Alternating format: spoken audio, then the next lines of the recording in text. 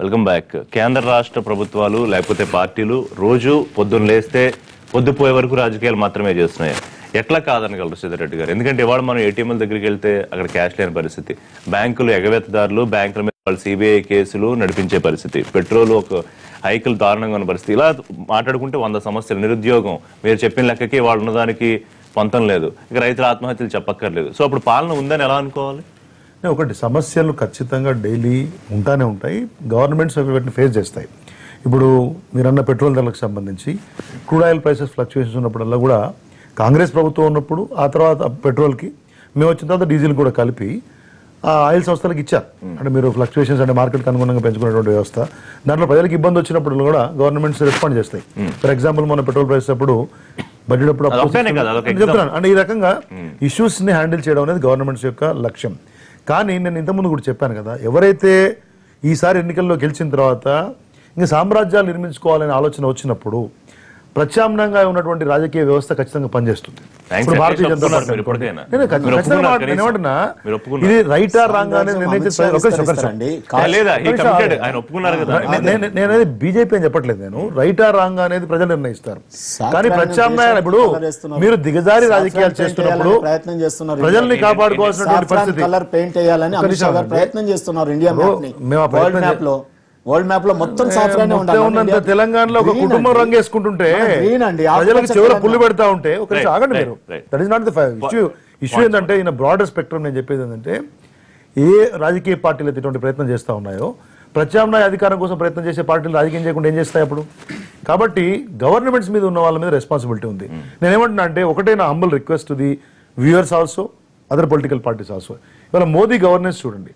రాష్ట్రాల వారీగా వచ్చే ఎన్నికలను ఎదుర్కోవడం అనే సెపరేట్ అంశం పెడితే జాతీయ స్థాయిలో మేము చేసే పనులు ఏదైతే ఇవాళ మీరు రెండు మేజర్ డెసిషన్స్, ఒకటి డిమానిటైజేషన్, 2 GST, ఇవి ఇవాళ తప్పు అంశాలు అని చెప్పి ఒక్క నిమిషం ఇనుమిత్రమా తప్పు. నేను మీ చర్చ గురించి నేను టీఆర్ఎస్ గురించి చర్చలో మాట్లాడితే అవమానం అవుతుంది. అవమానం చెప్తున్నాను మాట్లాడితే నేను చెప్పేది నేషనల్ స్పెక్ట్రమ్. ఒక నిమిషం అండి, బ్రాడ్గా విననివ్వండి. ఈ 2 అంశాలు తప్పు, ఇవి మమ్మల్ని రాంగ్ ప్రూవ్ చేస్తాయని చెప్పేసి మీరు అనుకుంటే first of all you have to be happy. ఒకవేళ రాంగ్ అయితే ఈ దేశానికి నష్టపరుస్తాయి, రాజకీయంగా మమ్మల్ని నష్టపరుస్తాయి అంటే మోడీ గారు చేసి ఉండేవాళ్ళు కదా, కాదు కదా. ఎన్నడూ మా ప్రభుత్వం వచ్చిన తర్వాత ఫ్రీ బీస్ పేరుతోటి జనాల్ని పబ్లిసిటిక్ మెజర్స్ అంటే ప్రజాకర్షక పథకాలు ఇవ్వడం కానీ, ఇది ఫ్రీ ఇస్తున్నానని చెప్పి చెప్పడం కానీ, ప్యాకేజీలు ఇస్తారంటే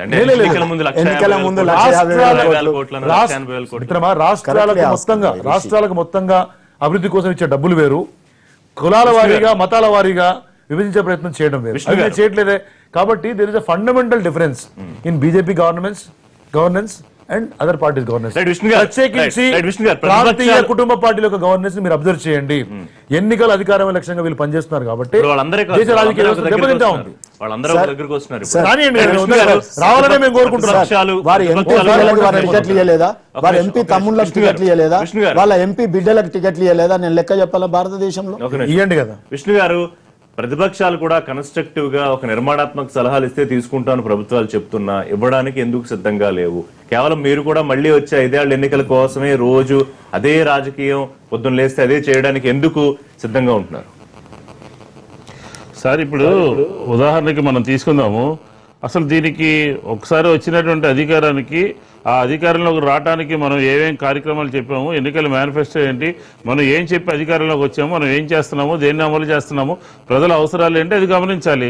అంతే తప్ప మనం వచ్చిన దగ్గర నుంచి దానికి తెరలేపి ఇంకొక పార్టీ ఉండడానికి వీల్లేదు, 50 సంవత్సరాలు మనమే ఉండాలి, సింగపూర్ తరహాలో ఉండాలి, అసలు ప్రతిపక్షాలకే పని లేదని అంటే డెమోక్రసీలో ఆ విధమైనటువంటి బాణి ఉంటుందా? కాబట్టి ఖచ్చితంగా అధికారంలో ఉన్నటువంటి వాళ్ళు అవలంబించాల్సినటువంటి కార్యక్రమం ఏంటంటే ఎన్నికల మేనిఫెస్టోను అమలు చేయాలి. ఆ మేనిఫెస్టోలో ఏ అంశాలు చెప్పామో అది చేయడానికి మనం ఏం చేస్తున్నామో మనం చేయాలి. అంతే తప్ప ప్రతిపక్షాలు ఎమ్మెల్యేలను కొనుగోలు చేసి ప్రతిపక్షాలను వీక్ చేయాలని చెప్పని ఒక వరవడి సృష్టించినప్పుడు కాన్ఫర్ట్ పొజిషన్ ఉన్నప్పుడు మీరు కీప్ ఆన్ దాని మీద ఫోకస్ చేస్తున్నారు. విష్ణు గారు, ఒక్కటి చెప్పండి, మీరు కన్స్ట్రక్టివ్ గా ఆంధ్రప్రదేశ్ లో ప్రభుత్వానికి ఇదిగో ఈ విధంగా చేస్తే ప్రజలకు మంచి జరుగుతుంది, ఈ విధంగా సంక్షేమం జరుగుతుందని ఒక విషయంలో చెప్పింది వైసీపీ? రాష్ట్ర శాసనసభలో అమరావతి నిర్మాణానికి ఏకగ్రీవంగా తీర్మానం చేయడానికి జగన్మోహన్ రెడ్డి గారు స్వాగతించారు, మద్దతు తెలియజేశారు. నెంబర్ 1. ఈ హైదరాబాద్ లో సంబంధించినటువంటి ఆంధ్ర రాష్ట్రంలోనే ఉన్నటువంటి వాళ్ళకి హైదరాబాద్ లో ఆరోగ్యశ్రీ వర్తింప చేయమని చెప్పారు. చెప్పిన తర్వాత ఖచ్చితంగా దాన్ని అమలు చేయడానికి అధికారులతో మాట్లాడడం జరిగింది. నెంబర్ 3, గిట్టుబాటు ధరలు ఉండాలి. అవసరం ఉన్నప్పుడు రేటు ఉన్నప్పుడు రైతులు అమ్ముకోవడానికి కోల్డ్ స్టోరేజ్లు ఉండాలి అని అంటే వెంటనే ఈ రాష్ట్రానికి సంబంధించి వ్యవసాయ శాఖ మంత్రి గారు గోల్డ్ చైన్ అని చెప్పని ఒక ప్రెస్ కాన్ఫరెన్స్ పెట్టి చెప్పడం జరిగింది. కాబట్టి కిడ్నీకి సంబంధించినటువంటి వ్యాధిగ్రస్తులకి మేము రాబోయే రోజుల్లో గౌరవిస్తాము అని చెబితే ఎమ్మటే ఇమ్మీడియట్ గా ఈ ప్రభుత్వం అమలు చేసింది.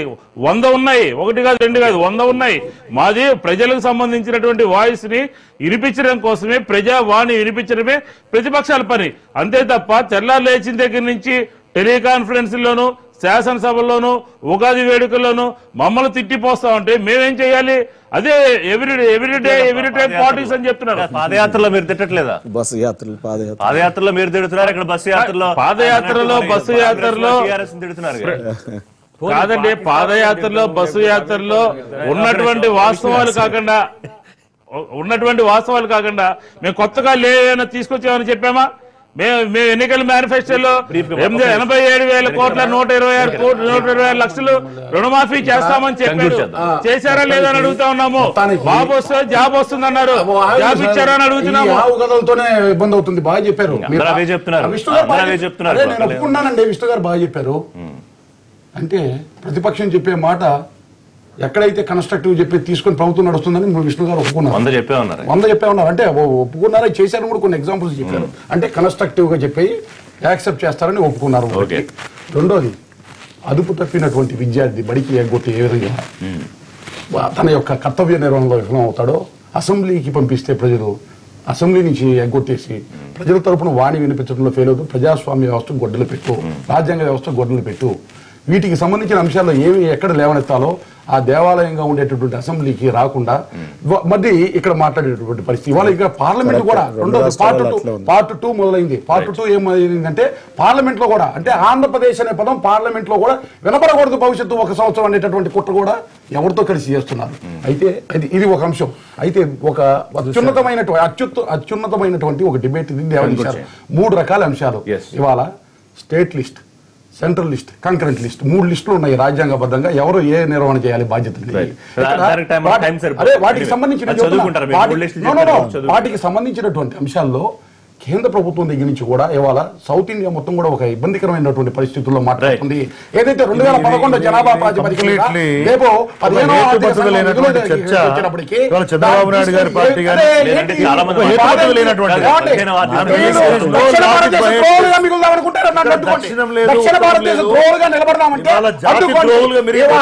జనాభా ఏ విధంగా నిధులు ఇవ్వాలో చంద్రబాబు నాయుడు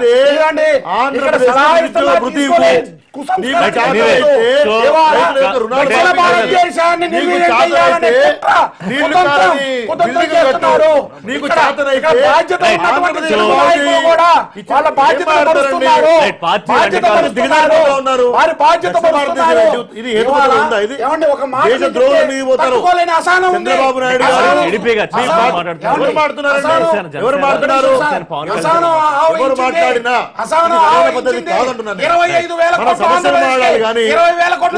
దక్షిణము తెలుగు బీజేపీ నాయకులు కాదు, అప్పుడప్పుడు రైతులు అప్పుడప్పుడు కన్స్ట్రక్టివ్ గా సలహాలు కూడా ఇస్తోంది అని చెప్తూ ఉన్నారు. ఇది వాళ్ళ చర్చ. Thank you.